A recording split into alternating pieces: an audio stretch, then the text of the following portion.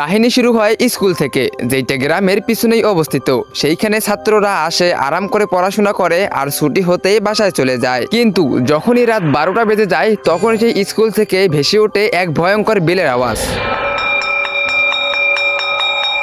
না আছে চৌকিদার, না আছে শিক্ষক, না কোনো স্টুডেন্ট। সেই বেল প্রতিদিন একই সুরে রাত 12টা হতেই বাজতে শুরু করে। ওই স্কুলে এক পুরনো লাইব্রেরি, যেটা বহু বছর ধরেই বন্ধ আছে।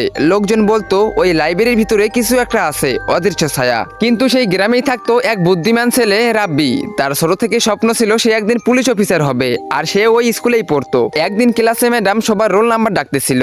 সবার রোল নাম্বার ডাকা হয়ে গেলে একজনকার নাম পিছিয়ে যায়, সেটা হচ্ছে রোল নাম্বার 13। তখনই রাব্বি দাঁড়িয়ে বলে, ম্যাডাম আপনি তো সবার রোল নাম্বারই ডাকলেন, কিন্তু রোল নাম্বার 13 ডাকলেন না কেন? এইটা শুনতেই ম্যাডামের মুখ ফ্যাকাশা হয়ে যায়। তখনই ম্যাডাম রেগে যায় আর বলতে থাকে, তুমি কি পড়ালেখা করার জন্য আসছো নাকি ফালতু জিজ্ঞাসাবাদ করার জন্য আসছো? চুপ করে বসো। তখনই রাব্বি চুপ করে যায় আর বসে পড়ে। স্কুল ছুটি হতেই সবাই নিজ নিজ বাসায় চলে যায়, কিন্তু রাব্বির মাথায় একটা কথাই ঘোরাঘুরি করতেছিল, আসলে কি আছে ওই রোল নাম্বার 13-র মধ্যে, যেটা শুনতেই ম্যাডাম অনেক বেশি রেগে গিয়েছিল। আর সেই দিন রাত্রিবেলা রাব্বি না ঘুমিয়ে চুপি চুপি সেই স্কুলে চলে আসে আর সিধা লাইব্রেরির ভিতরে ঢুকে পড়ে। আর সে খুঁজতে থাকে হাজিরা খাতা আর বলতে থাকে, কে এই রোল নাম্বার 13? কি রহস্য আছে তার মধ্যে? আমাকে খুঁজে বের করতেই হবে। তারপর সে লাইব্রেরির এদিক ওদিক খুঁজতে শুরু করে, কিন্তু কিছুই খুঁজে পায় না। তখনই তার কানে একটি আওয়াজ ভেসে ওঠে।